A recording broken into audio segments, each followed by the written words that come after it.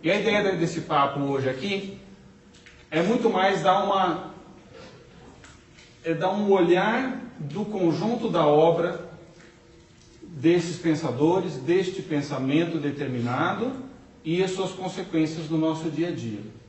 Eu vejo que hoje, e isso acontece muito comigo todos os dias, a gente entra no Facebook, você entra na sua timeline, você acessa um jornal, um periódico, e a gente vê um mundo de abundância de estímulos e de informações desencontradas. É tudo muito fragmentado.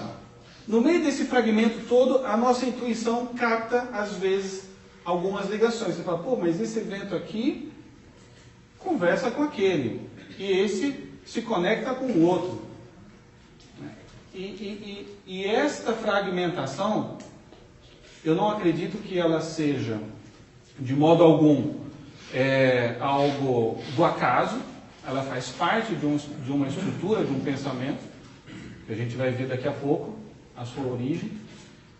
E ele, neste caos todo, ele também está organizado para atingir um determinado fim. Então, sem maiores delongas, falando aqui um pouco sobre essa origem desse pensamento que nos dias de hoje a gente chama de pensamento esquerdista. Então, o ano é 1300, as universidades estão surgindo.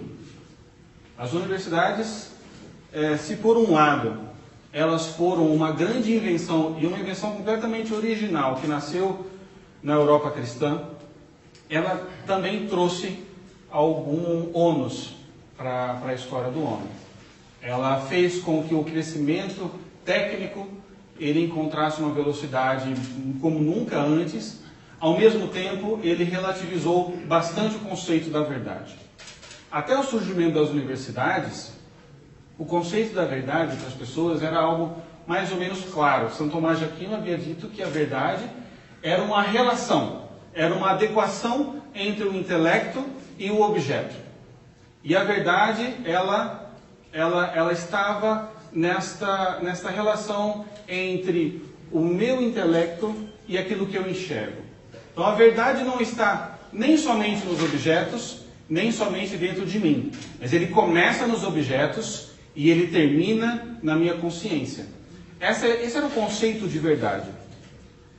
E é interessante notar que os escolásticos e todos os estudantes daquele período, eles faziam aquela devoção pela causa da verdade, não para terem um emprego melhor, não para serem reconhecidos como tal, mas por uma vocação de vida. Para os gregos, na época de Sócrates, de Platão, de Aristóteles, a meta da filosofia e da educação era elevar a mente humana até as suas máximas possibilidades. Quando chega na época da escolástica, entra um degrau a mais nessa meta da educação e da filosofia, que era, além de elevar a mente humana ao máximo das suas possibilidades, mas também adicionava a meta de se contemplar a verdade. E a contemplação é uma experiência pessoal que você tem com o mundo à sua volta, com os objetos. Quando chega às universidades, o padrão de verdade começa a decair. Por quê? Porque aparece essa figura do diploma. Nenhum escolástico, São Tomás de Aquino não tinha um pedaço de papel dizendo que ele era um grande doutor, nem Hugo de São Vítor, nem Bernardo de Claraval e nem Santo Agostinho. Ninguém precisou de um pedaço de papel. Eles simplesmente conheciam muito, e estudavam muito, e devotavam a sua vida porque entendiam que aquilo era a sua vocação. Com as universidades surge o diploma. O diploma, na verdade, ele era uma autorização para que um docente de filosofia pudesse ensinar em qualquer parte do mundo. Então, foi a primeira carteirada da história. Se chegava, eu vou falar aqui, mas eu tenho esse papel, eu posso falar. O fato é que, com a disseminação dos diplomas, você começou a ter um sério problema de autoridade. Peraí, tem um monte de gente diplomado aqui, e um está falando uma coisa, o outro está falando outra. e já não se preocupava, já não existia uma preocupação como dos escolásticos, de pegar todo o conhecimento e você unificar num único edifício. Agora você começa a ter algumas verdades mais individualizadas, se a gente pode dizer dessa maneira. E em 1500, a gente tem um período onde o conhecimento técnico ele se desgarra muito do conhecimento filosófico e intelectual. É a época das navegações, é a época onde a gente vai ter as descobertas ópticas com Galileu, a gente teve um pouco tempo atrás a descoberta do heliocentrismo com Copérnico, a gente vai ter, enfim, um momento aonde o resultado técnico, e que vinha muito também pelas universidades, ele começa a ofuscar a mente daquelas pessoas, e elas começam a achar que realmente o conhecimento técnico ele era o único conhecimento necessário para se conhecer a realidade e para se descrever a realidade. E isso foi muito acentuado com Newton. Newton, eu não vou poder entrar muito profundamente em cada um desses autores, porque a gente não vence aqui, mas Newton, ele fazia parte dessa corrente que nasceu um pouco com Descartes, de que a ideia dele é de que por trás do mundo, do universo, existia como que uma mecânica. Existiam leis que se pareciam um pouco com aquelas máquinas que estavam sendo inventadas pelo homem, e que uma vez que nós descobríssemos as leis internas desses movimentos, nós poderíamos não só sermos capazes de entender o mundo à nossa volta, mas até de alguma maneira de assumir o controle dessas leis, das leis do universo. E aí surge a ideia do mecanicismo newtoniano. E de fato, Newton, quando ele escreve a sua publicação principal, ele escreve com o nome de uma filosofia. Mas era uma filosofia bem matemática. E o fato que era uma leitura difícil num período onde os sábios antigos agora estavam preocupados em dar aulas. E realmente você não tinha muitas pessoas disponíveis para confrontar aquelas teses. O Leibniz dizia, olha, isso não faz sentido, essa lei de que existe um espaço que existe por si mesmo, um tempo que ele é eterno. E o Newton dizia, sim, mas faz sentido, eu faço a conta aqui e dá certo. Na verdade, a gente já estava vivendo um momento de grande deterioração do intelecto humano, embora a técnica estava muito pujante. Logo que Newton escreveu a respeito das suas leis, especialmente a questão do espaço e do tempo, houve uma grande discussão na época, mas a questão não ficou muito fechada. Quando Kant surge, Kant ele vê que as ciências dependiam muito de que as teses de Newton estivessem corretas. Tanto que ele recebeu uma grande aproximação dos iluministas, que logo depois que ele divulgou a sua primeira crítica à razão humana. E a tentativa de Kant foi, se o Newton ele está certo, quer dizer, se existe realmente, se o mundo e a realidade está moldada num espaço e no tempo, o ser humano faz parte do mundo, e a mente humana está dentro do mundo também. Então, se é dessa maneira, como eu tenho certeza de que quando eu estou vendo o mundo, eu estou vendo realmente o mundo como ele é? Então, Kant ele fez uma transmutação da física newtoniana para dentro da mente humana. No fundo, as três grandes obras do Kant eram obras que buscavam trazer as consequências lógicas daquela tese, que não conseguia ainda ser provada por Newton, para o campo da intelecção humana. Na verdade, se você olhar Kant, você pode enxergá-lo como um grande autor da psicologia humana. Então ele vai tentar desvendar como funcionam os pensamentos, como funciona a percepção humana. E quando Kant ele começa a trazer essa noção do espaço e do tempo, quer dizer, então o mundo ele se acomoda num espaço, né? Tomás de Aquino dizia que o espaço não existia. A única coisa que existe realmente é a extensão dos corpos. E realmente o conceito de um espaço que existe por si mesmo e que acomoda todas as coisas, ela é muito problemática, porque se você precisa de um espaço para acomodar o mundo, o universo, você vai precisar de um outro espaço para acomodar esse espaço, né? Então isso gerava um grande problema, mas ninguém estava enxergando isso. E Kant também não enxergou. Mas Kant chegou a uma certeza de que existia uma estruturação na mente humana similar à que o Newton tinha colocado na sua mecânica. Dentro da mente humana existia o espaço e o tempo, como num plano assim, cartesiano, e tudo que nós assimilávamos pelos nossos sentidos, especialmente pela nossa visão, quando entrava na nossa cabeça, eles entravam dentro desse plano cartesiano de espaço e de tempo. E assim, o conhecimento que nós tínhamos do mundo não era garantia de que batesse com a verdade. Não sei se está muito complicado. Se tiver, alguém pode levantar a mão aí também e a gente para e dá mais uma clarificada, né? O fato é que Kant ele lançou essa sua primeira obra chamada A Crítica da Razão Pura. E qual que era a conclusão do Kant? De que o homem, quando ele está fazendo o ato de cognoscer o mundo à sua volta, ele não tem como ter certeza de que o que ele estava captando pelos seus sentidos batia com a verdade.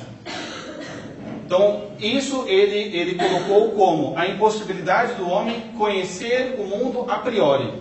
Você só pode conhecer o mundo a posteriori, né? No fundo, Kant ele era um nominalista. Os nominalistas eles eram um grupo de filósofos estudantes que não acreditavam na capacidade humana de fazer abstração.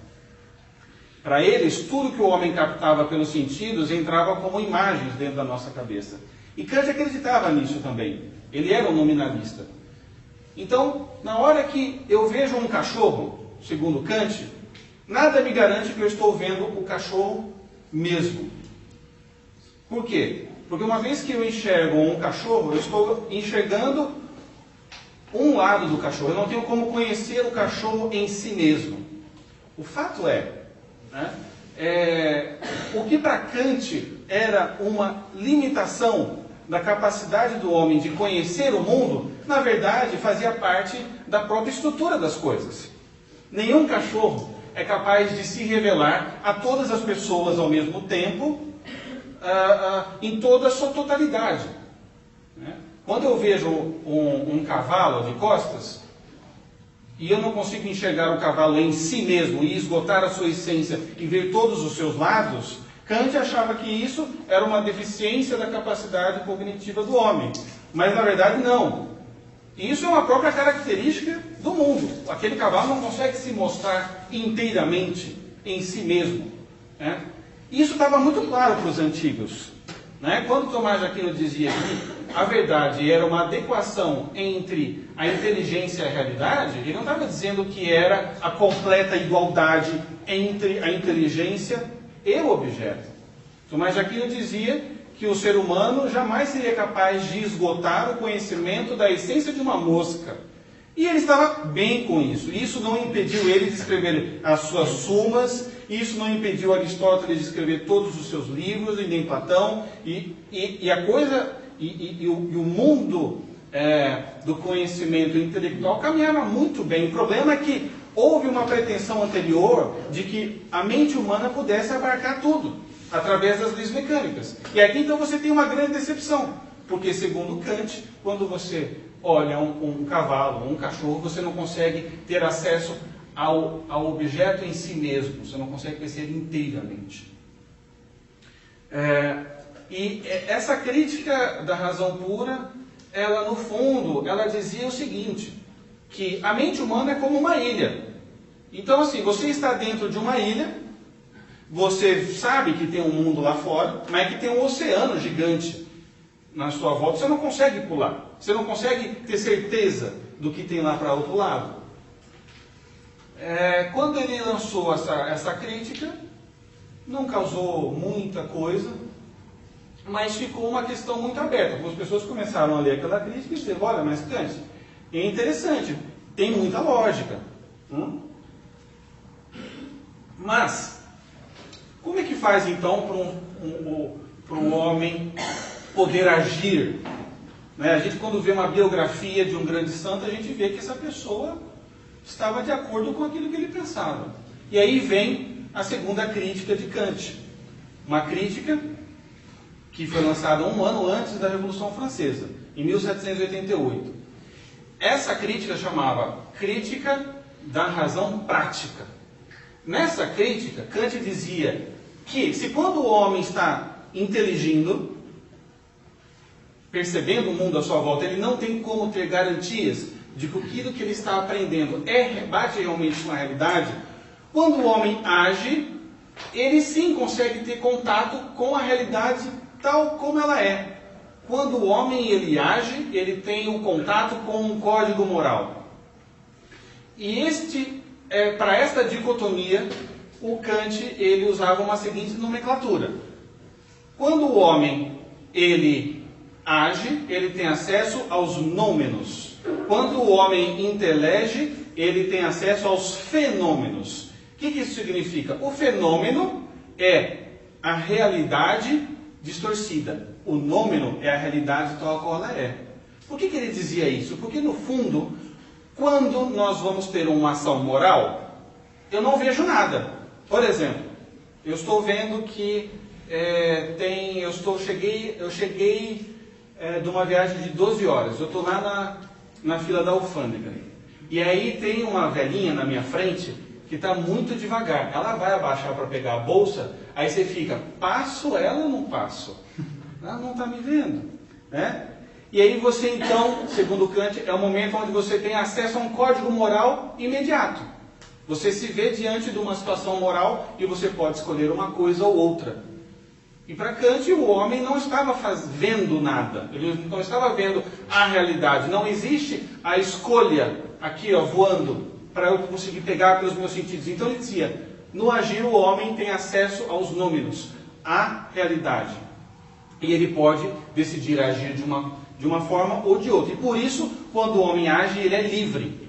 Essa teoria crítica da razão crítica, ela caiu perfeitamente com a Revolução Francesa, porque eles estavam justamente buscando libertar os homens da garra da fé, da garra da monarquia. Então, para você conseguir essa libertação, você precisava era agir, não pensar. Né? Segundo Kant. Então, o resumo da ópera desta segunda, desse segundo juízo sobre a razão prática era do quê? Quando o homem pensa, ele não difere muito dos animais. Quando o homem age, ele se aproxima à categoria dos santos e dos anjos. Né? O fato é que quando ele terminou de publicar, ficou uma grande questão, porque Kant havia dividido o homem ao meio. Tinha feito o homem com uma cabeça de bicho e mãos de santos. Então o homem, quando age, ele tem acesso à realidade tal qual ela é. E ele é livre e ele age moralmente. Ele pode escolher isso. Quando o homem pensa, ele está preso dentro dele mesmo.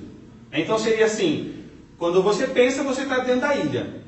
Quando você age, você pula para o oceano. Mas ficava a questão, peraí, mas como que um incapaz intelectualmente pode ser capaz de agir tão heroicamente? E aí surge o fechamento dessa psicologia humana do Kant, que é o julgamento, a crítica do julgamento. Nessa crítica, o Kant ele tenta fazer uma cola para juntar esses dois pedaços do homem que ele havia separado. E o que ele dizia? Ele dizia o seguinte, que quando o homem vai agir, ele não tem acesso ao mundo como tal, no momento em que ele está considerando aquela atividade. Apenas quando ele escolhe e age.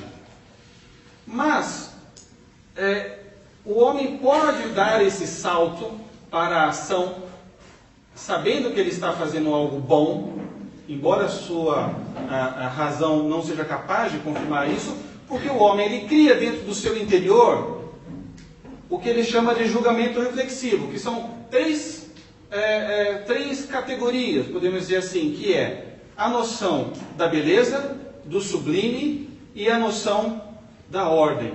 Então, o ser humano, dentro de si, ele tem noções do que é bonito, do que é feio. Ele vai construindo ao longo da sua vida noções do que é o sublime, do que é aquilo que é adorável, desejável, daquilo que é amável e daquilo que é detestável. E ele também vai construindo ao longo da sua vida uma ideia do que seja uma ordem e do que seja uma desordem. Então, quando você vai agir, você confere se aquela tua escolha se encaixa nessas três características da beleza, da sublimidade e da ordem. Então, nesse momento, Kant diz, pronto, fechou. Aqui eu consegui traçar, eu consegui salvar o Newton, salvei a ciência, ao mesmo tempo eu descobri como funciona a psicologia humana.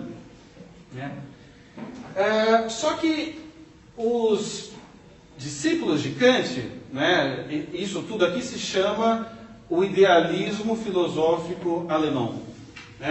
Os seguidores de Kant, aqueles que vieram das gerações seguintes, disseram, olha Kant, está muito bom, eu concordo com você, o homem não tem acesso ao mundo tal como ele o homem não é capaz de alcançar a verdade, mas ele é capaz de agir moralmente, então isso significa que quando o homem age, ele é mais nobre do que quando ele pensa. É claro que isso tem consequências até aos nossos dias de hoje. Hoje, quando a gente vê, por exemplo, quando a gente lê, por exemplo, o Saul Alinsky, a gente vê que aquilo é um manual de ativismo. Aquilo, no fundo, se apoia numa ideia de que o agir é a parte nobre, é a picanha do ser humano. É a parte premium do ser humano. E o inteligir é uma coisa um pouco perdida em si mesmo. E não só em Saul Alinsky, mas em muitas outras áreas. Logo depois de Kant, a gente vê o idealismo alemão seguindo as premissas e os pressupostos dados por Kant, como Fichte e Schelling. Eles vão desenvolver essa ideia, e a gente não vai entrar neles, porque não daria tempo aqui. O meu cronômetro ele é implacável. Mas o fato é que, algumas décadas depois, surge na Prússia um filósofo chamado Hegel. Quem já ouviu falar de Hegel aqui? Só para eu saber. Uau, é a vantagem de ser o último palestrante, Todo mundo sabe tudo. Ótimo. Hegel, ele fica desolado com aquela herança da filosofia do idealismo alemão. Porque ele concorda com Kant de que o homem, pela sua limitação cognitiva, não consegue ter acesso à verdade. Nesse momento, está muito claro para Hegel que o conceito de verdade, ele é a igualdade entre a minha inteligência e o objeto, a igualdade. Mas Hegel ele via essa dificuldade. Entre a minha inteligência e essa garrafa de água Bonafonte, muito gostosa, refrescante, existe o meu conhecimento. O meu conhecimento é como o filtro do ar-condicionado do meu carro. Então, assim, entre eu e o ar gelado tem um filtro. Então, esse filtro, ele distorce o ar gelado. O meu conhecimento, ele age de uma maneira parecida, segundo esse idealismo alemão. Quando eu vejo essa garrafa Bonafonte, na verdade, eu estou vendo o conhecimento da garrafa Bonafonte, não a garrafa Bonafonte em si. E isso geraria um grande problema, porque, no fundo, a consequência disso é de que a verdade não existe. Ou, se ela existe, eu não posso ter acesso a ela. Eu só tenho o agir moral. Lembrando, quando o homem pensa, ele é uma ilha. Quando ele age, ele se joga pela ilha. Como ele sabe para onde nadar? Porque ele cria dentro de si as categorias de beleza, de sublimidade e de ordem. Quando eu era criança, eu ia no... Eu sou de Presidente Prudente, exterior de São Paulo. E quando eu era muito pequeno, eu ia lá no Pruden Shopping. Lá todas as lojas são Pruden alguma coisa, né? Então tem o Pruden Tênis, tem o Pruden Sorvete, tem o Pruden Carros e tem o Pruden Shopping. E eu ia lá no Pruden Shopping e tinha um jogo lá chamado Afterburn, que era um jogo de caças de avião. E eu ficava louco para jogar aquilo. Era caro, mas a minha mãe financiava ali meio escondido e eu ia jogar lá. Eu gosto de trazer esse exemplo porque o que Kant havia terminado a sua vida dizendo é que quando o homem ele tenta agir, ele cria um simulador dentro de si mesmo para poder se orientar. Então é mais ou menos uma metáfora um pouco limitada, mas ela nos ajuda a entender. Então assim, eu sei voar, mas aonde que eu vou voar? Se eu não sei se existe avião. Mas você constrói um simulador. Você constrói um simulador e aí você pode agir bem, né? Mas isso vem da alma. E Hegel ele não admite a hipótese de que a verdade não exista. Ele não admite. Então, como vocês todos já estudaram Hegel, vocês sabem que quando Hegel ele se viu diante desse problema, ele passou muito tempo estudando. Vai lembrar que Hegel ele nasceu num período onde as técnicas de editoração estavam bastante avançadas e ele vivia dentro da biblioteca. Ele estudava tudo. O fato é que ele estudou realmente o pensamento antigo, ele pulou os medievais e dedicou boa parte da vida dele com os filósofos modernos. E ele começou a reparar que existia uma grande contradição entre esses filósofos. Um dizia uma coisa, outro dizia outra. Na época dos medievais não era assim. Existia um acréscimo, aquele edifício de conhecimento. Mas na época moderna existia uma disputa, né? Então, cada um tinha seu diploma, o conhecimento já servia como uma forma de ter uma vida melhor, né? Kant dava aula, por exemplo, tinha lá o seu salário, né? Na época os escolásticos não tinham salário, eles viviam realmente para aquilo. Então, o Hegel ele começou a ver que o conhecimento dele estava sendo construído na base daquilo que os antigos colocavam que era a dialética. O que é a dialética? A dialética, como vista por Sócrates, por Platão e por Aristóteles, era um método para você chegar a verdades mais ou menos firmes sobre qualquer coisa, né? Então, por exemplo, eu estou querendo conhecer uma pessoa lá no meu trabalho nova. Aí, isso é a tese. Eu tenho uma tese a respeito dessa pessoa. Aí eu olho e falo assim, esse cara não foi com a minha cara, não gosto dele. Aí você vai, põe o teu fone de ouvido e volta a trabalhar. Passa alguns dias, esse cara aqui, não sei, viu? Aí daqui a pouco, você escuta alguém falando, poxa, esse cara é muito legal. Aí você para e você se depara com uma antítese, que é o quê? Que é o contrário daquela tua primeira ideia. Talvez esse cara seja legal mesmo. E aí você um dia vai lá no café, e aí você tromba com ele, e você fala, opa, tudo bom? Tá frio, tá calor. Onde você estava trabalhando antes mesmo? Legal, sei o quê. A coisa entrosa. Então você chega numa síntese, e aí você vê que não era nem aquela tua tese, nem a tua síntese. Na verdade, tem um pouco dos dois. Esse cara é meio chato mesmo, mas ele não é mau, vai. Não vou julgá-lo, né? Então, para os antigos, esta era uma forma mais ou menos segura de você ter certeza sobre a realidade. Você cria uma tese, a maneira de você verificar se essa tese procede é você fazer um contrário dela, que é a antítese, e depois desta confrontação surge uma síntese.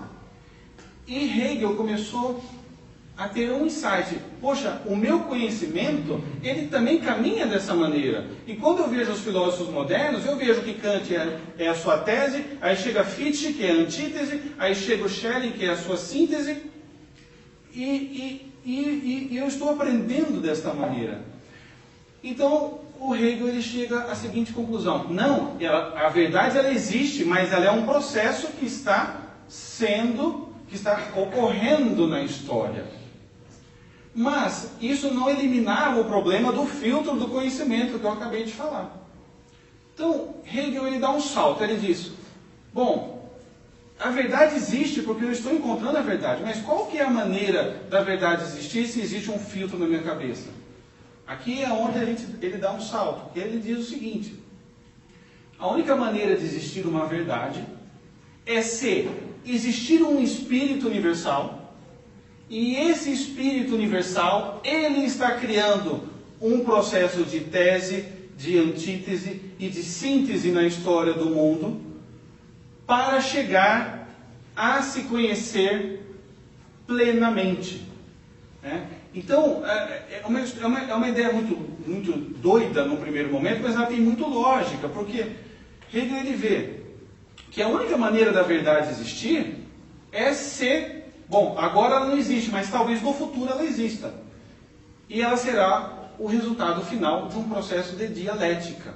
Uma dialética que se move pela história. Então ele cria essa teoria, ele cria essa espécie de Deus panteísta, mas que não tem nada de divino, mas é uma espécie de Deus panteísta que está em todas as coisas, que é o Espírito Universal, e ele criou o mundo, e nós, e todas as coisas, como a sua antítese, como uma maneira dele ter uma confrontação entre si mesmo e a sua antítese e chegar à síntese da verdade. Né? Eu até pedi para gravar essa aula, para depois vocês apertarem pause e dar um e ouvir isso 58 vezes, porque é muito difícil mesmo. Né? Mas Hegel levou isso muito a sério, porque ele viveu um processo de descoberta do conhecimento através da dialética.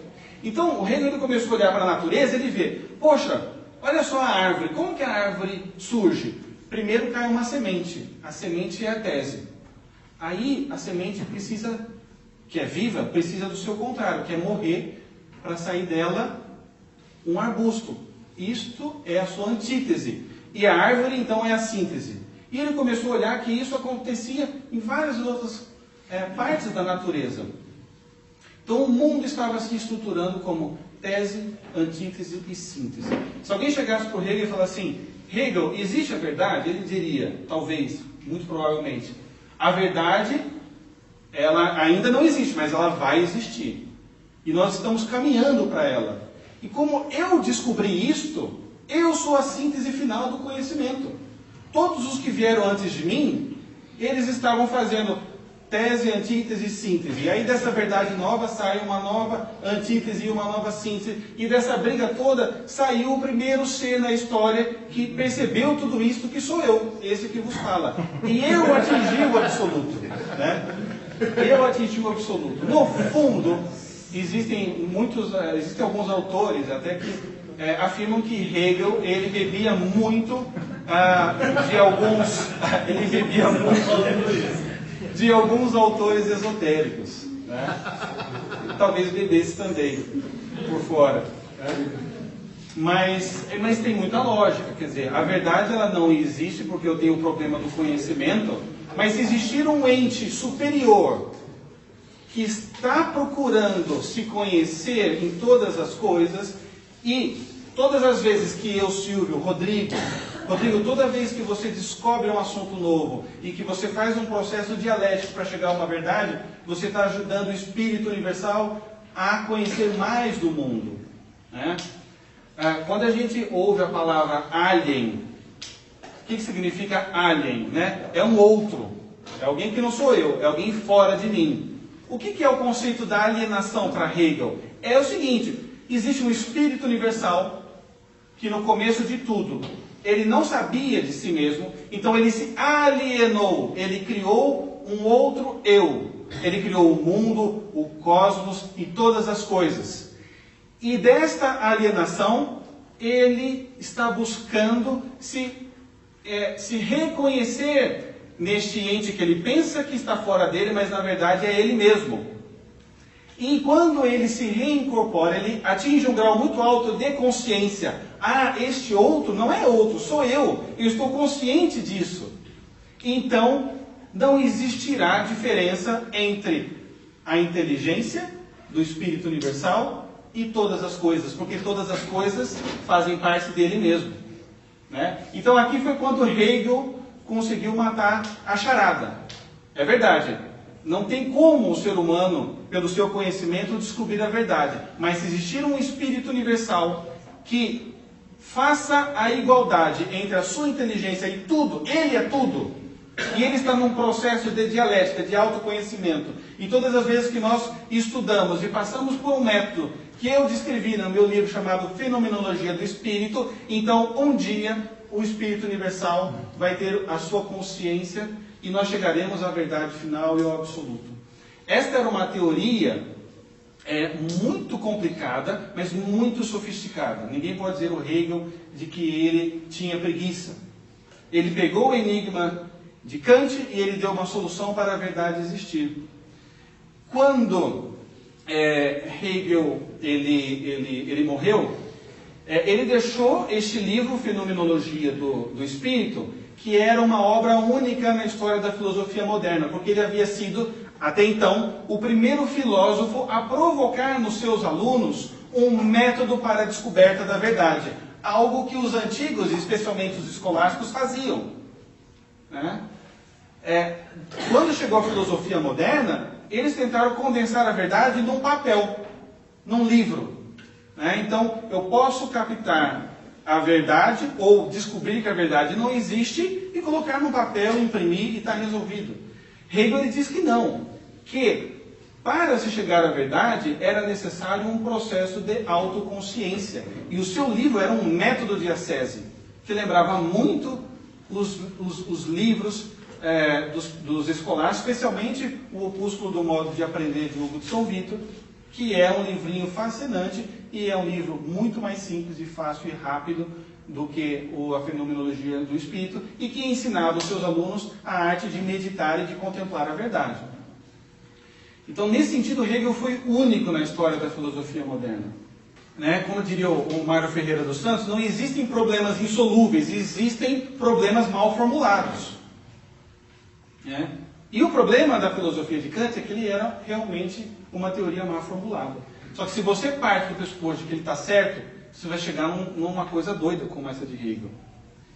E os discípulos de Hegel, eles começaram, sabe o quê? Olha que interessante. Como Hegel dizia que ele era o ápice da síntese dessa tomada de consciência do Espírito Universal que agia na história, o príncipe da Prússia ficou muito contente, porque, pô, esse cara mora aqui, ó, pertinho de mim, eu conheço ele, gente. Olha aqui, ó, tirar uma selfie aqui, ó, Hegel, o cara, ele, ó, da Prússia, gente, tá, brotherzão. Então é o seguinte, ó, se o Hegel, ele tá aqui na minha região, significa que também as minhas instituições são o suprassumo do intelecto do Espírito Universal, né? Não é à toa que o ensino compulsório nasceu ali, né?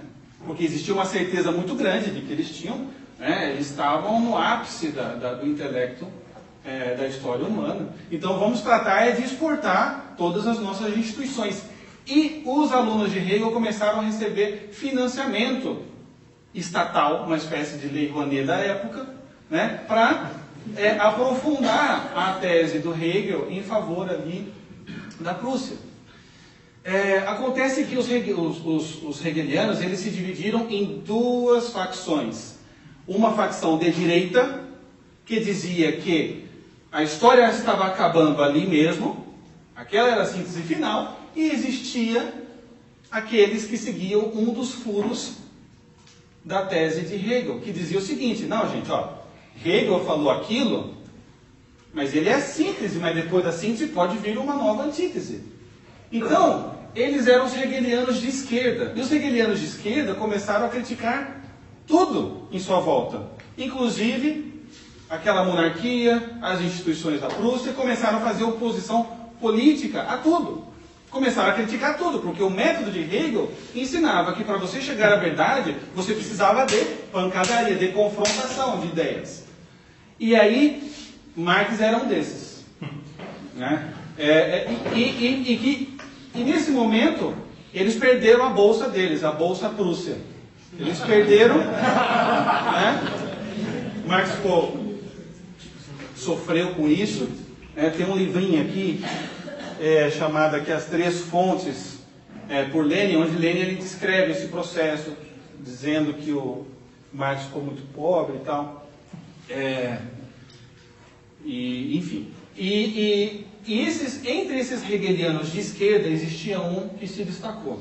Ele não tem tanto peso na história do pensamento moderno, mas Marx o tornou notório, chamado Feuerbach. O que dizia o Ludwig Feuerbach? O Ludwig Feuerbach dizia o seguinte: olha, gente, está tudo certo, o Hegel é o cara, mas essa história de espírito universal, isso aí, tá com nada. Não existe espírito universal. Ele está certo, tudo o resto. Existe um motor na história que se move através da dialética, mas não tem espírito universal nenhum. São os seres humanos que se movem em bloco e que pensam juntos, e que criam tese e antítese e síntese, e assim a humanidade vai evoluindo. Asterisco. Quando a gente vê Charles Darwin dizendo sobre a questão da evolução, não foi ele que inventou isso, tá? Quem inventou isso foi Hegel. Hegel antecipou a teoria evolucionista em muitas décadas, certo? Essa ideia de que existe uma evolução e que necessariamente tudo que vem de novo é melhor do que que é o antigo, essa é uma ideia genuinamente hegeliana, tá? Depois incorporada por Darwin, que começou a perceber que realmente existia um padrão dialético também na natureza e tudo mais, e depois, tivemos a incorporação das ideias do Darwin, no darwinismo social, com Margaret Singer, que depois deu origem, em paralelo, às teses de eugenia, né? Então, o homem também está em evolução, então existem antíteses humanas por aí que precisam ser superadas por uma síntese e tudo mais, né? Não é à toa que a Alemanha e a Prússia estão no coração das duas guerras mundiais. Não dá para aprofundar isso aqui agora. Mas realmente faz muito, tem muita conexão. E eu estava falando sobre Feuerbach. Feuerbach escreveu um livro que se chamava A Essência do Cristianismo, onde Feuerbach dizia o seguinte, que no fundo a religião cristã, e Hegel, parênteses, Hegel ele dizia que a religião cristã era a penúltima etapa da evolução da dialética no mundo. E ele era o último, mas a religião cristã era boa também. Era a penúltima, mas medalha de prata para a religião cristã. Não dá para pontua, tudo mais, tá bom. O que acontece? O Feuerbach, ele dizia que, tira o espírito universal, o que existe a humanidade se move em bloco. E a humanidade se alienou como espírito universal e criou um outro seu, que é a noção de Deus.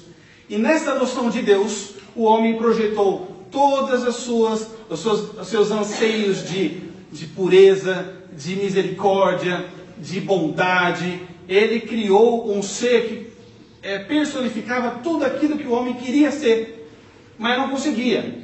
Mas que havia chegado o tempo do homem atingir um grau de consciência tão grande a ponto de que ele poderia gerar uma síntese do cristianismo, incorporar toda a antropologia cristã e seguir em frente. Não precisa mais de religião cristã, porque isso é uma alienação do homem, né? Feuerbach, ele se dizia materialista, ele era ateu. Quando Marx ficou sabendo do ensaio, deste ensaio da essência do cristianismo do Ludwig Feuerbach, eles tiveram um embate. Por quê? Marx dizia, você, Feuerbach, você é ateu coisa nenhuma. Sabe por quê? Porque você acredita na ideia de que existe um mundo externo. Não existe mundo externo. Você não leu o Kant? O Kant ele diz que só existe o agir humano. O homem não tem capacidade de descobrir e perceber e ter certeza de que o mundo externo existe. E quando você acredita que o mundo externo existe, você está implicitamente dando crédito a um Criador. Você acredita na criatura, você está falando que não acredita no Criador. Ou Feuerbach, você está errado, isso não é materialismo. Eu sei o que é o materialismo. O materialismo, no fundo, é que não existe mundo externo. Só existe o agir. Só existe a ação humana. Só é possível chegar à verdade, se é que ela existe, quando o homem age, não quando o homem pensa. E vocês, hegelianos de esquerda, vocês estão pensando demais. Chega de pensar. E quando o Marx ele começa a aprofundar essa crítica, asterisco, o Marx ele estudou praticamente 10 anos sobre Hegel. Então ele sabia do que ele estava falando, né? Antes do Marx ele publicar o Manifesto do Partido Comunista, ele tinha tido uma vida ativa de filósofo, né? Normalmente as pessoas pensam em Marx apenas como o escritor do Capital, né? Essa, na verdade, é a segunda fase do Marx. O Marx teve uma fase anterior, que foi uma fase de 10 anos estudando filosofia, levantando teses sobre Epicuro, e depois ele teve uma terceira fase, onde ele vai se debruçar na praxis contra a origem do capitalismo, que a gente vai deixar para a última parte, que já está chegando. E nesta segunda fase, o Marx havia realmente se debruçado sobre a economia. Tá? Ele passou a maior parte do tempo dele escrevendo o Capital. Ele nem terminou o Capital. Quem terminou foi o melhor amigo dele, o Engels. Mas nessa primeira fase, houve esse embate entre o Marx e o Feuerbach. E então ele disse: Feuerbach, você está errado. O meu materialismo histórico, dialético, é que é o verdadeiro, porque eu não acredito nem em Criador e nem em criatura, e nem em mundo externo. É aqui que Marx ele redefine o ser humano. Se até aquele momento ainda persistia alguma ideia, alguma concepção de que o ser humano ele era um animal racional, Marx ele vai dizer que não, que o homem não é um animal racional.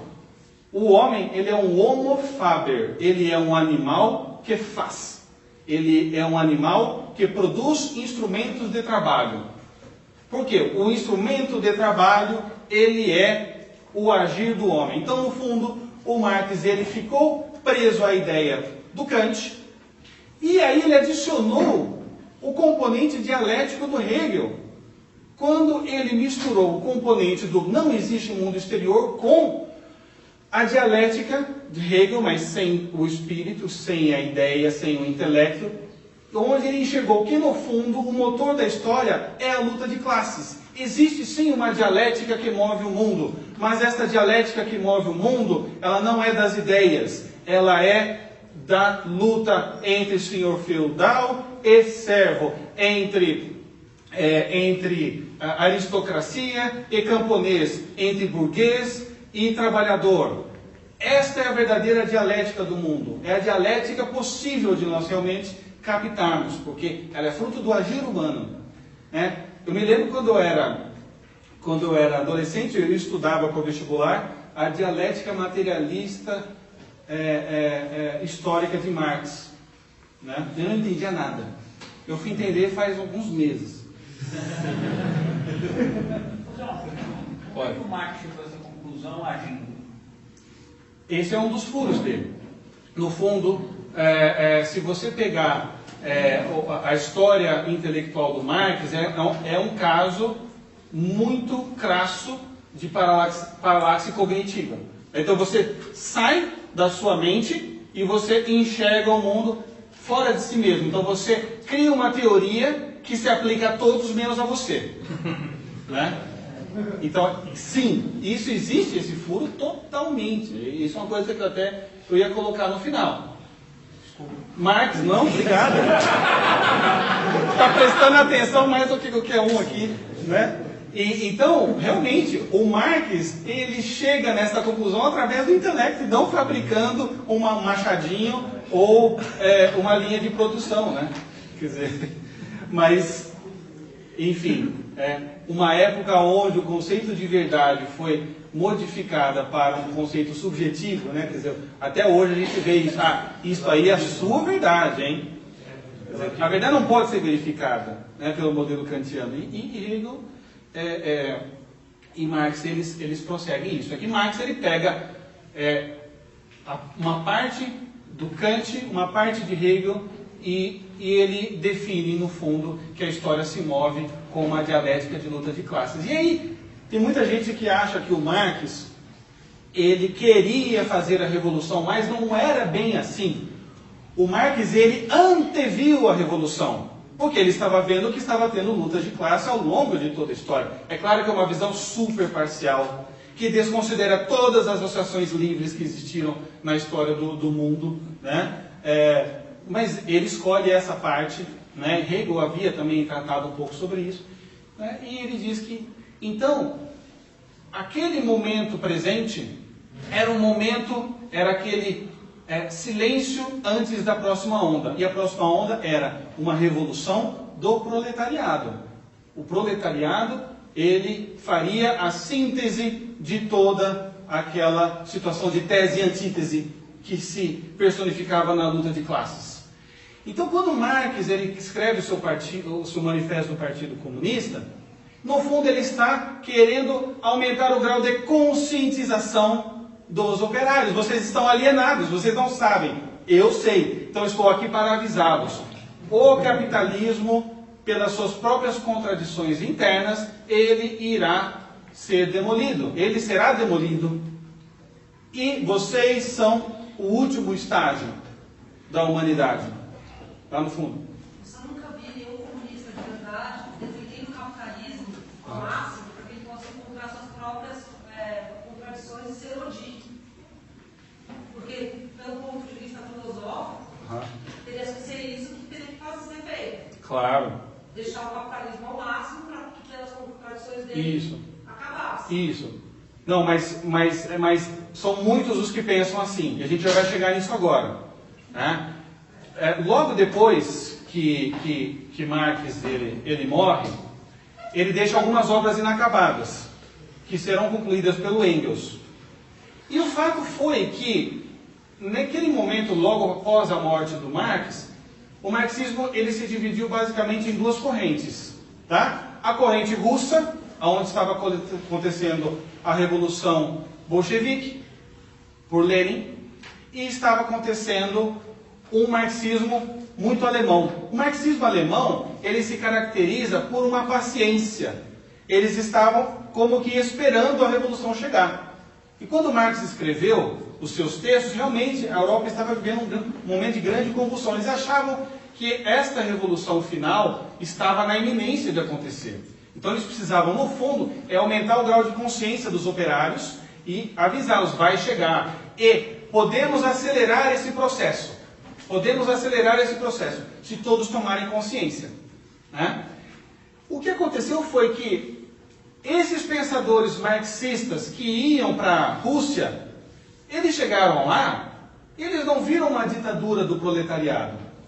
Eles viram só uma ditadura. Eles viram sangue nas ruas. Eles viram destruição.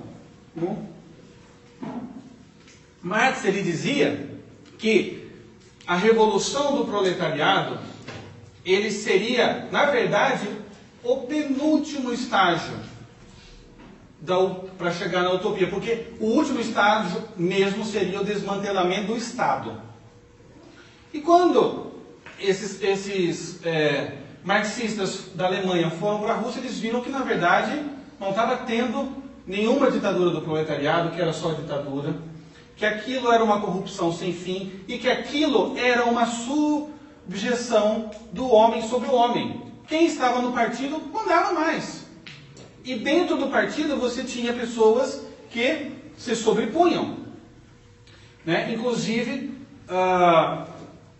Bertrand Russell, ele foi um dos que conheceram, ele teve uma reunião de 1 hora com o Lenin, e ele voltou de lá e escreveu uma carta dizendo que aquilo que ele tinha visto não tinha nada a ver com o que tinha sido prometido. Então, os marxistas da Alemanha se dividiram em duas partes. A primeira parte era a parte liderada por Eduard Bernstein, que deu origem ao Partido Social Democrata da Alemanha e que deu origem à linha do PSDB. Tá? Então, é esta linha que diz o seguinte: olha, Marx estava certo, tudo beleza, mas não vai haver uma revolução, tá? Não vai existir uma utopia, mas tudo o resto a gente pode aproveitar. A gente pode fazer um modo de gerar esta sociedade ideal, que é igualitária, onde todos são iguais, onde não há diferenças de classes, de renda e de nada. Então, através da ferramenta da justiça social, sabe-se lá o que é isso. Eu sei que justiça social, todo final do mês, no meu Nerix tem lá justiça social e vai um montão do meu dinheiro embora, né, para a justiça social. Eu não vejo esse dinheiro depois. Mas surgiu então essa linha do Edward Bernstein. Inclusive, se você procurar entre a fundação do PSDB, ele é citado. E uma outra linha na Alemanha, que foi o que deu origem mais aos partidos comunistas no resto do mundo, que realmente estão querendo acelerar a revolução. O PCB, o Partido Comunista, todos os partidos comunistas do mundo vieram dessa segunda linha, que sim, acreditavam que a revolução ia vir e que era preciso mesmo acelerar esse processo e conscientizar os operários do mundo todo. Operários unidos, vocês não estão sabendo, mas vai chegar e vai ser demais. Só quebrar o gelo um pouco. Bom, esse é um momento importante na história do pensamento marxista, porque Marx havia identificado, né, que realmente o homem ele só se realiza na praxis, e numa praxis praxis significa prática, né? Então chega de filosofar, agora é a hora da praxis, é a hora de fazer. Vamos colocar em obra o aceleramento da dialética histórica. Vamos conscientizar os operários e vamos para essa utopia. Quando chegou em 1922, Marx já tinha morrido, o Engels tinha ido na casa do Marx, encontrou lá alguns manuscritos, ele terminou algumas das obras, ele terminou o Capital, ele terminou um livrinho que ninguém conhecia, que não havia sido editado, que remontava a sua primeira fase, que se chama 11 Teses sobre Ludwig Feuerbach. Ele usava aquilo para orientação pessoal, onde ele usou aquilo para orientar a sua linha intelectual. E Engels também terminou um livro chamado A Origem da Família, da Propriedade Privada e do Estado. E em 1920 surge esta figura muito importante, chamada Felix Weil.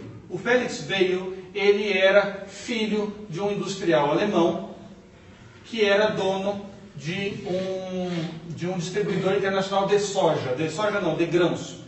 E numa das viagens, o pai do Felix Weil veio para a Argentina, e o Felix Weil nasceu ali na Argentina. Então ele era metade alemão, descendência, e metade argentino. Quando o Felix Weil ele volta para a Alemanha, ele se encontra com aquela situação, né? Então a utopia marxista é algo desejável, na Rússia não está dando certo, obviamente, né? Era uma época onde existia uma grande desilusão do marxismo por parte do braço russo, mas o braço alemão estava meio que dormente, mas estava vivo ainda. E o Alex Weil, ele convida todos os grandes pensadores marxistas daquela época para fazer uma série de congressos anuais. Essa série de congressos anuais, eles serviriam como um modo de se gerar um programa para a aceleração e implementação do marxismo tal como Marx desejava. Uma das pessoas que vieram falar nesse primeiro congresso foi um sujeito chamado Karl Korsch. O Karl Korsch, ele havia estudado e se debruçado muito na primeira fase e na última fase dos escritos de Karl Marx. E ele percebeu o seguinte, gente, o Karl Marx ele dizia que para o mundo, para o homem chegar ao seu final brilhante, ele precisaria desmantelar o Estado. A gente está aqui tentando acelerar a revolução, mas esse é o penúltimo estágio. O último é o desmantelamento do Estado. E nós estamos vendo pela situação na Rússia que você pode até tomar o poder e socializar todos os meios de produção, e o Estado não cai. Isso é porque o Estado tem uma vida própria. O Estado foi fundado sob uma raiz má, que é a estrutura econômica de produção burguesa. Então, se nós derrubarmos o governo e tomarmos a economia, o Estado ainda vai segurar tudo aquilo, o status quo. Então, no fundo, a mensagem que Marx disse e ninguém pegou direito é que é preciso também desmantelar o Estado. Mas para desmantelar o Estado, nós precisamos atacar uma estrutura invisível do Estado, a subestrutura. É uma estrutura que a gente não vê, mas que dá sustentação ao Estado e à produção burguesa dos meios de produção. Então, o Karl Korsch, ele joga luz para um campo que ainda ninguém tinha percebido muito, que não estava tanto mais na organização de sindicatos,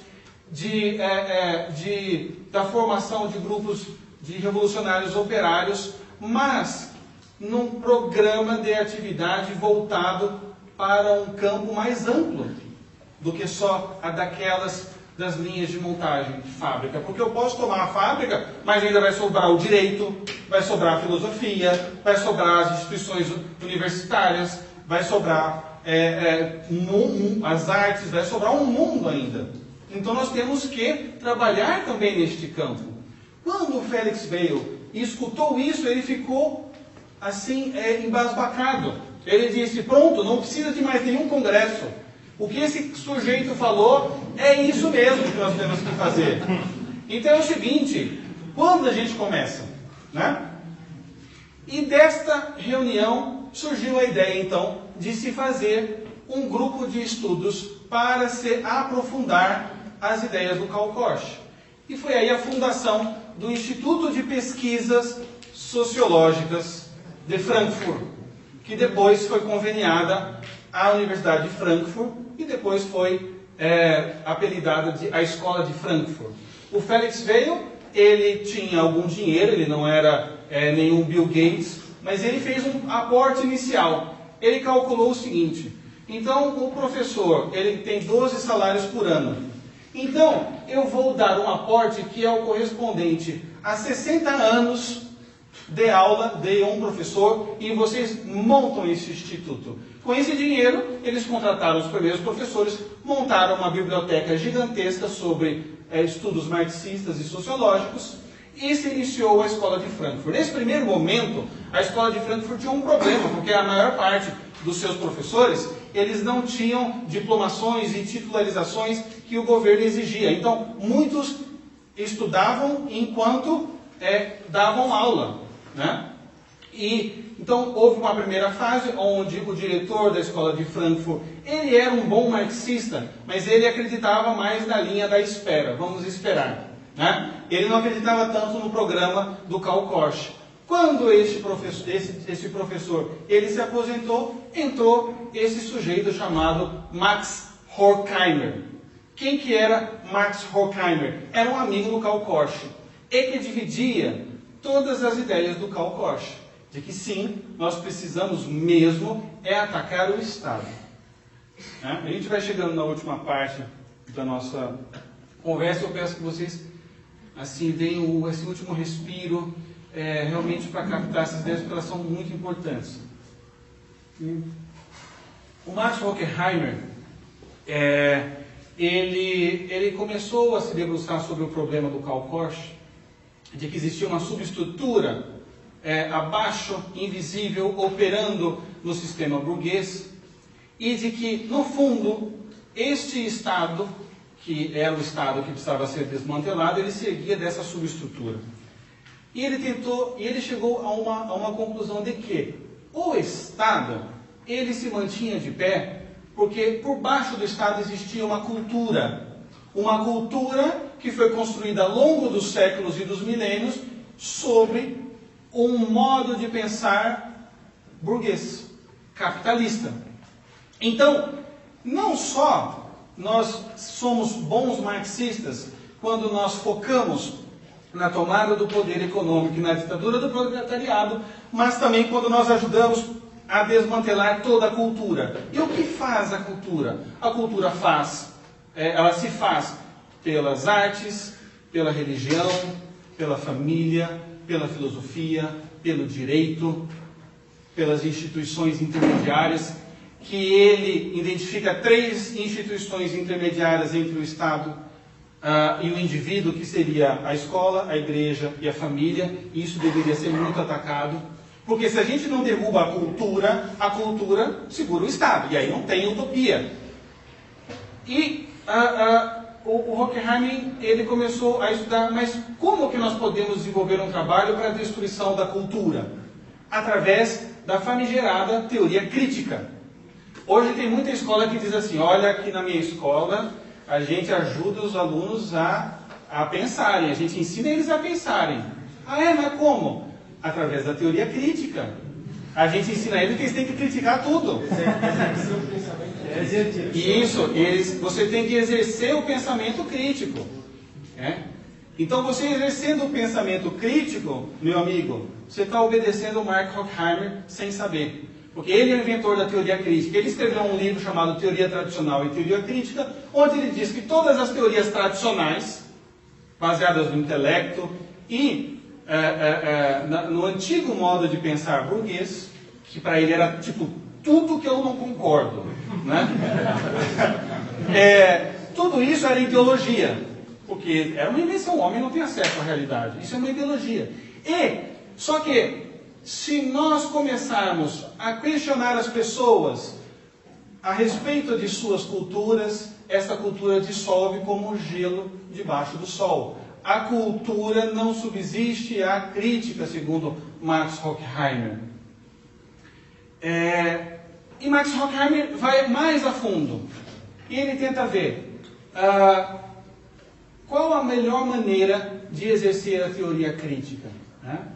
Ele começa a enxergar que, no fundo, o que segura o Estado é a cultura. O que segura a cultura são todas as instituições, todo o legado antigo, e por baixo disso tudo existia o que ele chamava de autoridade. O Horkheimer, ele dizia que a autoridade era a interiorização da violência estatal, que não dava liberdade para que pessoas discordassem dos meios de produção capitalista. Então, o autoritarismo era, em última análise, o que impedia a dissolução da cultura, né? Então ele vai escrever um livro chamado Autoridade e Família. Este é um livro que precisa ser traduzido para o português e feita uma análise crítica em cima dela, aos moldes que o Horkheimer ensinou. Não existe ainda, né? Mas esse é um livro que ele praticamente é a pedra fundamental do programa da Escola de Frankfurt. Autoridade e Família. Não, sim, mas não tem em português. Vocês vão achar em inglês. Authority and Family. Exatamente isso. Tem em espanhol também, que é mais fácil. Tá? E no livro Autoridade e Família, o Horkheimer, ele começa a olhar para uma coisa curiosa. Ele percebeu que na história da humanidade, todas as vezes que o homem buscava escapar de uma autoridade, ele caía numa autoridade ainda maior. Então ele falou assim, olha, na Reforma Protestante, as pessoas Martinho Lutero queria se livrar da autoridade do Papa. Então eles fizeram a Revolução Protestante. Mas aí eles caíram numa autoridade ainda pior, porque agora eles caíram na autoridade direta de Deus. Eles não podem mais falar que é culpa do Papa. Agora é eles e Deus direto. Mas aí, quando aqueles protestantes, eles começaram a fugir da autoridade deles, caíram numa autoridade ainda pior, que era a autoridade dos empresários. Agora eles têm que trabalhar 17 horas por dia, 7 dias por semana. Quando eles eram católicos, nos estados papais, qualquer pessoa que tinha fome e não tinha casa, podia plantar e fazer uma horta num estado papal, e ele sobrevivia. Agora, ele não tem mais nada. Se ele não trabalha e não produz, ele morre de fome. Então ele começou a perceber que toda vez que o homem buscava fugir de uma autoridade, ele caía numa autoridade pior, e ele tinha saudade da anterior. Aqui é interessante notar que ele não coloca o seguinte, mas aí quando o proletariado buscou fugir do autoritarismo do empresário, ele caiu nas mãos do Lenin. Isso ele não fala. Isso ele não fala. Ele para ali, tá? Então, mas ele percebeu que tinha esse padrão, que funcionava ali para aqueles exemplos. Então ele falou, a raiz que segura a cultura está na autoridade. Mas da onde vem a autoridade? E aqui é onde ele chega no âmago da autoridade, no DNA da autoridade.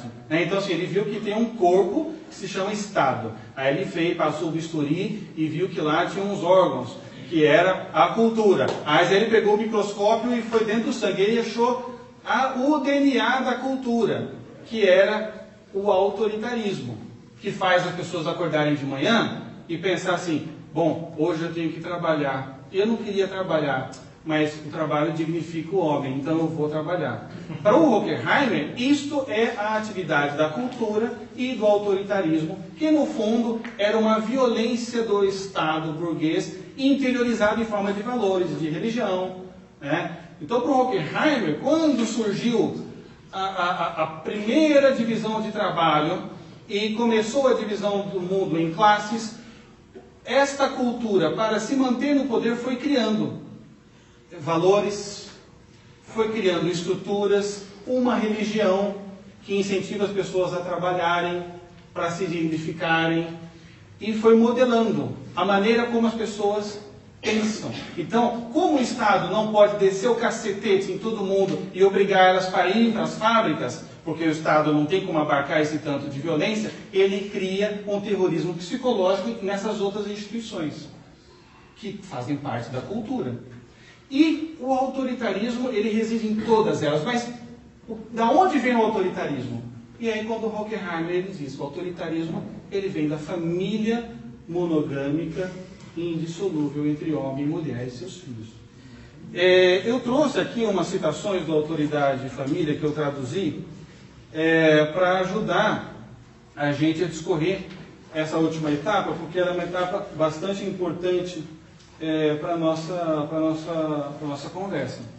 Então ele diz o seguinte, embora, por exemplo, a consciência moral, o senso e a concepção do dever se tenham desenvolvido em ligação muito estreita com a coação e a necessidade dos mais diversos tipos, e devam mesmo ser interpretadas em larga medida como força interiorizada, como a lei exterior incorporada à própria alma, elas, no entanto, representam, afinal, na estrutura psíquica dos indivíduos, forças específicas com bases nas quais eles não só se submetem ao existente, mas também, em certas circunstâncias, se opõem a ele. Então ele está dizendo o seguinte, que a cultura cria certos valores, certas estruturas psíquicas que obrigam as pessoas a se submeterem ao sistema vigente. E ele é tão sofisticado que às vezes ele permite que alguns se oponham, inclusive ao sistema, para dar uma aparência de legitimidade.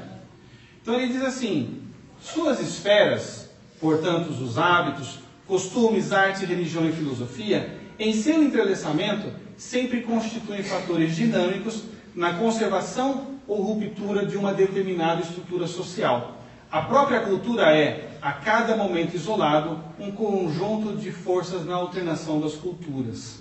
Né? Então, ele está dizendo que os hábitos, os costumes, a arte, a religião e a filosofia, entrelaçados, eles constituem fatores de conservação dinâmica. Então, eles vão mudando, mas é uma mudança que engana as pessoas e faz que elas fiquem sempre dentro daquele quadrado ali e impeçam elas de se revoltarem contra o sistema. Né? E aí ele diz o seguinte, aqui é onde ele dá o salto para a família. E é onde ele fala aqui que às vezes essa violência interiorizada que te obriga a agir de um jeito que você no fundo não quer, ele permite que você se oponha a ele para dar ar de legitimidade, também dentro do casamento. Então ele diz assim, a associação entre ternura e sexualidade é historicamente condicionada e não é de forma alguma um processo original e natural ao homem. Assim como a amizade e a fidelidade se tornaram natural ao homem. Eles estão entre os elementos que atuam sobre um determinado papel em certos contextos de desenvolvimento social. Ou seja, a ternura entre um homem e uma mulher no ato sexual, isto é um condicionamento psicológico. Isto é uma invenção da ideologia burguesa para fazer com que o homem submeta a esposa e a escravize. Então ele finge a opressão com um ar de ternura que não é natural ao homem para mantê-la escrava, para mantê-la refém da sua opressão. Isso pode nos assustar, tá? Mas é o que muita gente pensa, concorda e propaga, certo? E aqui ele dá um salto, então, para esse campo da autoridade nascendo dentro da família. E ele diz o seguinte: ele, o pai, quem é pai aqui? Estou falando para vocês, ó. Ele, o pai, é o senhor da casa, porque ele ganha o dinheiro, ou pelo menos o possui. Ou seja, vocês exercem uma submissão em suas esposas e em seus filhos, porque vocês têm o dinheiro e vocês têm a força física. Se eles se opuserem, eles vão ficar pobres, vão morar na rua e vão passar fome, né? E ele diz o seguinte: o que isso gera? Um desespero da mulher e das crianças, a privação de qualquer felicidade na vida, a exploração material e física consequente da hegemonia econômica da figura paterna, do pai, tem esmagado a humanidade nos últimos séculos, mas não menos do que na antiguidade, exceto por alguns períodos e regiões muito limitados, né? Então, a exploração material e física na família, ela é real, ela é produzida pelo patriarcado. Quem já ouviu falar nisso? O patriarcado e o matriarcado. Esse é o momento onde isso ganha mais força na história, esta ideia. E ele vai desenvolvendo. Eu deixei todas as citações para o final, porque assim, é onde a maior parte das pessoas não acreditam, né? Então vamos lendo aqui. E ele diz assim, ó: o mundo espiritual em que a criança cresce em consequência de tamanha dependência, bem como a forma como ele imagina as pessoas do mundo real, seus sonhos e desejos, suas ideias e julgamentos, são todos dominados pelo pensamento do poder de dominação do homem sobre o homem, de comando e obediência. Então, assim, a criança, quando ela nasce, e ela vê que ela nasceu numa casa que tem uma mãe que é ótima e um pai que detém o dinheiro e a força física, e exige obediência, e às vezes a mulher está em complô contra a criança e exige: obedece seu pai, moleque, né? Dá um pescotapa no menino, né? Ele entende que é assim que funciona o mundo, onde uns dominam sobre os outros, onde os fortes dominam sobre os fracos, onde aquele que detém o dinheiro oprime aquele que não tem. E ele continua: a educação na família é, sem dúvida, a preparação mais eficiente para tal tipo de redenção da vontade individual. Ou seja, a educação familiar, ele é um mal para a criança, porque ele está ensinando a criança a baixar a cabeça para o pai e para a mãe, a ter responsabilidade, a querer arranjar um trabalho. Ó, meu moleque, você estuda, você tem que ser alguém na vida, e se você não for, eu vou te chutar aqui de casa, você vai engraxar sapato, hein? Então, você estuda, você vai ter que arranjar um trabalho. Então, assim, desde criança, que o menininho está pensando: nossa, realmente eu preciso me preparar para ser produtivo. Então, ele diz assim: enquanto não houver uma mudança decisiva na estrutura básica da vida social na cultura moderna, a família continuará a exercitar sua função indispensável de produção de personalidades especificamente orientadas para o autoritarismo. Então, todo filho de pai e de mãe monogâmicos, indissolúveis, né? E se for cristão, então é levado à 10ª potência, estão gerando cidadãos que têm vontades rendidas e tipos que estão orientados para se submeter ao autoritarismo e, óbvio, nunca se rebelar. E aí não vai ter revolução nunca. Ou a gente ataca isso, ou esqueça, não tem como destruir a cultura e o Estado. E aí ele termina assim: através do autoritarismo do pai, os seres humanos que já estão dirigidos para buscar os erros dentro de si mesmo e não na estrutura social. Então você dá um castigo no teu filho, ele vai pensar assim: poxa, como eu sou ruim, poxa, não vou comer a farinha, eu preciso melhorar. Isso, ao longo dos anos, segundo o Horkheimer, vai condicionando a criança a jamais tentar encontrar os erros da sociedade. E isso mantém o status quo. Não é muito interessante o pensamento? Vocês podem dar risada, mas não podem dizer que esse cara aqui não é sofisticado. Vamos? Algum estudo você já estudou para tentar explicar essa loucura? Sim. No final a gente vai ter umas vacinas aqui. Ó. Posso só deixar as perguntas para o final, só porque aqui tem gente que precisa ir embora e eu preciso dar o sprint aqui. Só um pouquinho, tá bom? Então, ele diz assim, o pai tem direito que a criança submeta a sua força, blá blá blá blá blá, vou pular aqui algumas citações. E olha só como ele é esperto, ele diz o seguinte, ó, todos os movimentos políticos e morais e religiosos sérios que tiveram como meta fortalecer a sociedade, viram claramente a função social da família. E viram a necessidade de fortalecer a família com todas as suas hipóteses. Ele sabe que a base da sociedade depende da família. Né? E ele diz, como que eles agiam, fortalecendo a família? Então, tomando medidas como proibir o comércio sexual extraconjugal, que para ele é óbvio que é ruim, né? Em estimular a propaganda, em procriar, em ter filhos. Né? Esse pessoal que quer fortalecer a família e a sociedade quer ter filhos. E quer educar os filhos. Vejam vocês. Né? Que absurdo. Né? E aí ele termina dizendo o seguinte. A mulher, ao se submeter ao casamento monogâmico, também está se submetendo à autoridade. E aí, exatamente por isso, a vida sexual do homem e da mulher se rodeia em secretos diante de suas crianças. E o filho é obrigado a experimentar uma ternura para com a mãe, aonde se proíbe da maneira mais rigorosa qualquer sexualidade. O que ele está dizendo aqui? Que a ternura é ideologia capitalista.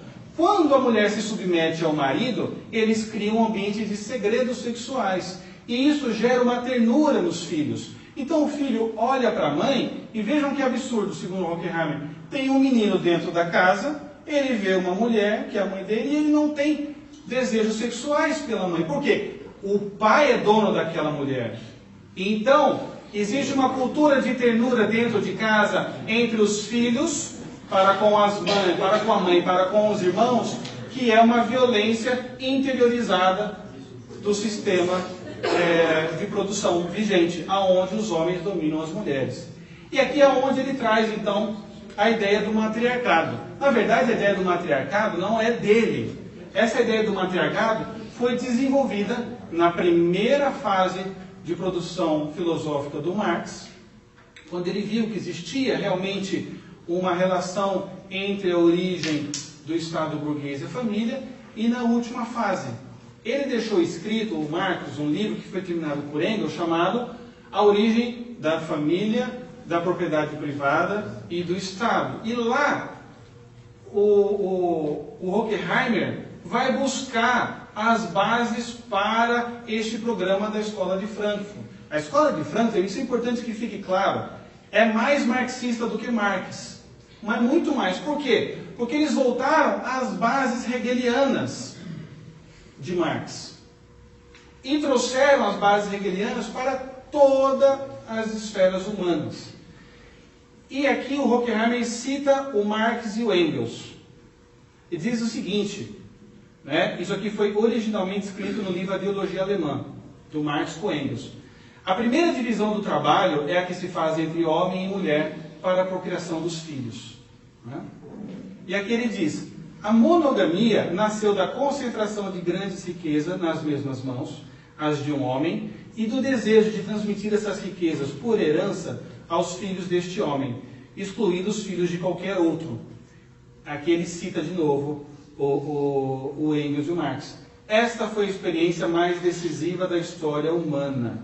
Né? Então, de onde surgiu essa ideia? O Marx, no fim da vida dele, ele já tinha incluído lá na primeira fase da vida dele que existia alguma conexão entre sociedade burguesa e a família fundada no casamento entre homem e mulher e seus filhos. E no fim da vida dele, ele escuta falar do trabalho de um cara chamado Lewis Morgan. Lewis Morgan escreveu um livro chamado The Ancient Society, onde ele descreve certos hábitos entre uma população de índios norte-americanas que só se explicavam por uma origem aonde existia o matriarcado, aonde existia a seguinte estrutura social familiar. Não existia casamento, as mulheres tinham relações sexuais com todos os homens, as mulheres sabiam quem eram seus filhos, mas os homens não sabiam quem eram seus filhos. Conforme o tempo foi passando e a agricultura foi se desenvolvendo, os homens saíam para trabalhar na agricultura e começaram então a armazenar grandes riquezas da agricultura. E eles pensaram que eles precisavam deixar aquela riqueza toda nas mãos de um herdeiro, mas eu não sei quem que é o meu filho. Então aqui houve a primeira divisão de trabalho e a primeira opressão, segundo o Marx lendo o Lewis Morgan. O homem criou o casamento para sequestrar aquela mulher, saber de quem era o filho, ter certeza que aquele filho era seu e deixar uma herança para assim o sistema de produção seguir adiante. Tá? Gente, isso é só uma ideia de um escritor norte-americano. Esta ideia dele, não existem relatos antropológicos sérios que tragam evidências de que houve sequer algum dia na história humana onde existiu tal sociedade. O Aristóteles foi professor do Alexandre o Grande. Quando o Alexandre o Grande começou o seu projeto de conquista do mundo, o Aristóteles pediu para o Alexandre: vai me mandando tudo que você está conhecendo dessas culturas. Então o Aristóteles, ele percebe que a origem de todas as sociedades se dá por uma família que tem sucesso, uma família que tem mais virtude, que se mantém unida, que dá proteção para os outros. Então dessa primeira família surge uma comunidade, dessa comunidade sai uma vila, dali sai uma cidade e dali sai um estado. Isso sempre foi a ideia comum a respeito. Né? Mas o Morgan ele traz essa hipótese. O Morgan nem traz uma prova, assim, olha, eu vi que era assim. Era uma tese que fazia sentido para aqueles cacuetes daqueles índios norte-americanos. E o Marx, quando lê isso, ele fala: eu sabia, eu estava certo, a minha intuição estava correta. Houve um momento da humanidade que não tinha clara divisão de classes sociais, em que não existia divisão de trabalho, em que não existia opressão. Né? E essa era a fase matriarcal. E o Max Horkheimer resgata e dá luz a este pensamento, né? Dizendo que realmente essa foi a experiência mais decisiva da história humana.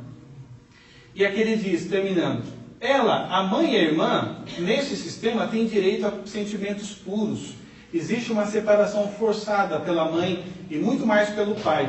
Na medida em que a mulher se dobra sob a lei da família patriarcal, aumenta o autoritarismo. Ou seja, o autoritarismo, ele cresce toda vez que uma família se fortalece, toda vez que a família se afasta do modelo matriarcal, o autoritarismo, toda vez que ele se afasta, o autoritarismo cresce. Toda vez que ele se aproxima, o autoritarismo desaparece. Né? Então, o Horkheimer, ele não traça assim, um programa do que fazer, mas ele identificou o DNA do problema todo, segundo toda essa lógica. Né? Os discípulos e seguidores da Escola de Frankfurt são aqueles que vão desenvolver essas ideias. O Foucault, o Sartre, o Alterman e muitos outros. Né? Isso foi mais ou menos 1930. Em 1950 começam as primeiras teorias dos direitos reprodutivos e da mulher, na maneira como a gente vê hoje, né? Toda a ideia da emancipação feminina, de que ela tem que sair de casa mesmo, de que as crianças precisam ser educadas cada vez mais cedo, em tempo integral, compulsoriamente, querendo o pai ou não, né? Todas as ideias a respeito, por exemplo, a gente vê que o divórcio, ele foi implementado no Ocidente, não foi assim, com grandes disparidades, a coisa foi mais ou menos uniforme, mais ou menos junto. Então, todo este fomento, ele é um fruto direto da escola de Frankfurt e desse texto da autoridade da família. Tá? O que é muito curioso é que o último parágrafo desse livro do Horkheimer, para a gente já encerrar, se refere justamente ao tema da educação. Da educação que a gente está enfrentando hoje, né? Do ensino ideologizado. O que ele diz? Na medida em que o capitalismo vai entrando em crise, cada vez menos a família poderá desempenhar o seu papel autoritário. Então, está dizendo o seguinte, né? Pouco a pouco, a família vai começar a se fragmentar. E ela não vai conseguir mais desempenhar o seu papel autoritário sobre as crianças. É isso que ele está dizendo. Como consequência, torna-se necessário, quer dizer, isso precisa acontecer, que o Estado cada vez mais assuma papéis no lugar da família. O Estado tem que assumir os filhos e assumir os papéis da família. O Estado tem que procurar produzir uma educação mais autoritária, é isso que ele está dizendo, ou pelo menos diminuir o papel que antes cabia à família e à igreja. Né? Então, o Platão, já vou encerrar e a gente já pergunta.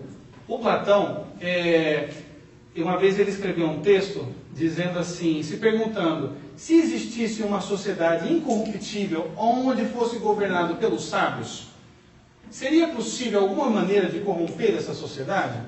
Porque se você for pagar uma propina, eles são sábios, eles amam a sabedoria, eles não querem dinheiro. Como é que se faz? E o Platão ele dá a receita. Ele diz o seguinte, sim, é possível destruir uma sociedade dessa por uma leve alteração na educação. Então, a gente vê que no final das contas, hoje, após essa fase de grandes políticas, e o esquerdismo mundial adotou todas essas políticas de desintegração familiar, eu não estou dizendo aqui que quem se divorcia é mal, é errado, vai para o inferno, eu não estou fazendo nenhum julgamento de valor, esse é o programa deles, tá? Então, na medida em que esse programa foi sendo adotado pelas esquerdas do mundo todo, seguidores da escola de Frankfurt, a gente vê, ao mesmo tempo, um assédio cada vez maior do Estado a respeito da educação das crianças. Então, hoje, se vocês me perguntarem, Silvio, o que você diz, então, você está aí falando da esquerda, então você está dizendo que é para ser da direita, é para ser dos conservadores aí, desses caras aí que estão defendendo as coisas, tudo que existe de ruim no mundo, né? Eu vou dizer, não é isso. Você não tem que ser de direita ou conservador para desempenhar um papel fundamental diante desse cenário. A Madre Teresa de Calcutá ela dizia uma frase, isso que essas grandes mentes, esses grandes santos, eles são geniais, porque a Madre Teresa de Calcutá, ela resumiu 1h40 que vocês estão sentados aqui numa frase, ela diz assim, quer a paz mundial, vá para casa e ame a família, né? Eu podia ter falado isso se eu tinha ido embora faz tempo já. Mas é verdade, né? Hoje um papel fundamental de luta contra todo esse esquema é realmente a valorização da família. Então assim, você está de saco cheio da sua mulher, eu vou engolir esse sapo, eu vou falar que ela é linda, eu vou comprar essa rosa aqui no semáforo, eu ajudo esse cara, já é uma distribuição de renda, e ela vai ficar super feliz. Eu não vou me divorciar, eu não vou fazer o jogo que eles querem. E quer saber mais? Eu vou educar os meus filhos. E quer saber mais? Eu vou chegar mais cedo. Ou melhor, eu vou ter um trabalho que paga um pouquinho menos para eu ter mais flexibilidade no meu dia a dia e ficar com os meus filhos. E eu vou educá-los junto com minha esposa. O paradigma da família anterior, da família cristã, ela é muito superior a qualquer tipo de ideologia política. Né? Então, quando São Paulo ele diz lá, marido, amem suas esposas como Cristo amou a igreja, este é o programa da família. Então, marido, se você está pensando em oprimir a sua esposa, ame a sua esposa como Cristo amou a igreja. Cristo nunca xingou a igreja, nunca jogou a água nela, nunca gritou para assistir futebol, nunca... Cristo nunca chegou para a igreja e falou assim, não, hoje eu não vou escutar você, que o trânsito estava complicado, né? Então, assim, nós temos um programa, sim, contra tudo isso, que é o fortalecimento da nossa própria família. E depois das famílias circundantes, e depois da educação. Então, por isso esse projeto também da escola sem partido é fundamental, porque hoje tem muitas famílias que dependem do Estado para educar os seus filhos. Então nós não podemos permitir que o Estado faça levagem cerebral e ideológica e que ensine o meu filho a teoria crítica num processo que na verdade gera walking deads, né, zumbis. Porque quando você expõe uma criança durante 10, 15, 20 anos ao sistema da teoria crítica, ele fica realmente um zumbizinho. Porque você fala que isso é verdade, depois você fala que não é verdade, depois você fala que aquilo é verdade, depois você fala que aquilo não é verdade. E você ensina ele a criticar tudo. Então, você tem que criticar tudo. Critica o político, critica a família, a igreja, critica tudo. E se você critica tudo, é porque realmente não existe nada defensável. Então os seres humanos ficam muito facilmente manipuláveis. Então, hoje, o papel de atuação de todas as pessoas de bem é o do fortalecimento da família. Porque a gente vê as estatísticas do desmantelamento da família. E elas não estão gerando um mundo melhor. Elas estão gerando crianças que não conhecem a sua origem, perdidas nas drogas, completamente desorientadas, que acabam na violência. Não tem nada de brilhante e de síntese histórica nisso. Certo? Por isso é importante, eu comecei dizendo aqui, o papel da filosofia, como dizia Pindaro, é lembrar o homem. É tirar o zoom. Se você ficar no quadrado do racionalismo kantiano, você vai cair nisso. Não existe verdade, não existe nada. Então, alguém vai perguntar assim, poxa, mas como a gente resolve essa questão da verdade? Então, para terminar, São Tomás de Aquino, ele dizia que sim, o homem é capaz da verdade. E da verdade absoluta. Como? Através da abstração. Então, se você pensa assim, bom, eu não sei de nada, mas eu sei que algo existe, não estou dizendo o quê? Algo existe? Sim, algo existe. Não sei o quê, mas algo existe.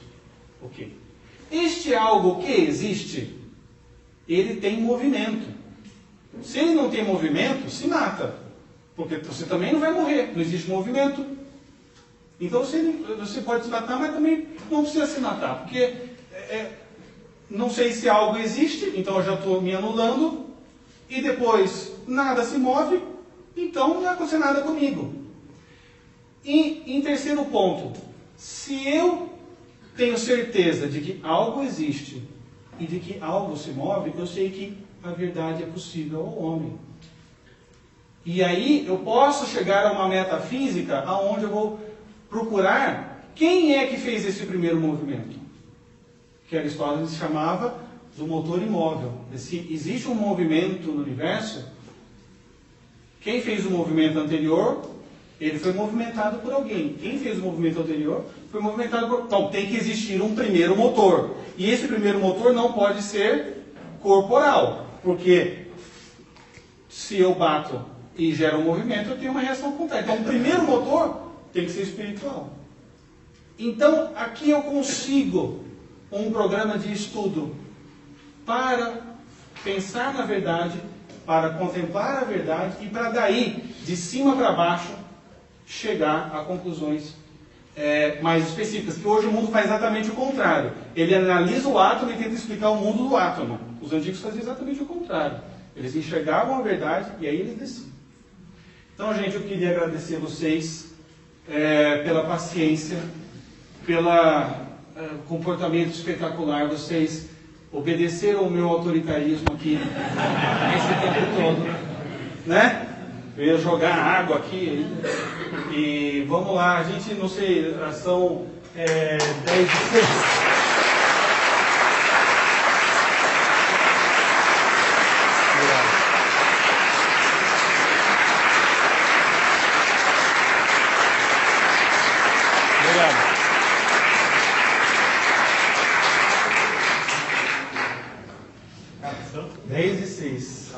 Já foi.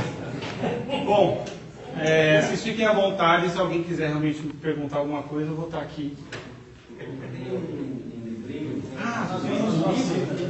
se chama Comunismo na Família, em que a autora lá é de graça. Aliás, tem um monte de graça. Tem batutinha, que fala justamente sobre isso. O processo que se chega para substituir a família pelo Estado na criação do... Sim, mas é isso aí. Tem material sobre isso. O problema é que a gente vê as coisas muito fragmentadas, a gente não tem essa coordenação geral. Eu trouxe aqui para vocês, para quem ficou desesperado, tem alguns livros aqui que eu sugiro. Roger Scruton, Pensadores da Nova Esquerda. Tá? Ele leu todos e trouxe o resumo de bandeja para vocês. Certo? E também trouxe refutações. O Hegel dizia que o mundo se move numa estrutura de inteligência que ela se move através da dialética. Para o Hegel só existe, a única estrutura mental humana é a dialética. Então tem um livro aqui, Aristóteles em Nova Perspectiva, que mostra que a psicologia humana, na verdade, não é só dialética. Ela também é poética, ela é retórica e ela é analítica também. A filosofia de Hegel, ela é rasa. Aristóteles em Nova Perspectiva. Tem um outro livrinho aqui que é muito pouco conhecido para aqueles que ficaram um pouco incomodados com a questão na parte da religião, que chama Fé, Verdade e Tolerância, que aonde o cardeal Ratzinger ele vai contextualizar todas as correntes do idealismo alemão com as questões de fé, da tolerância, do cristianismo muito atual, pouco conhecido, tá certo? E o Roger Scruton tem esse livro que todo mundo já viu, né? Como ser um conservador, onde ele vai explicar todas as linhas do conservadorismo.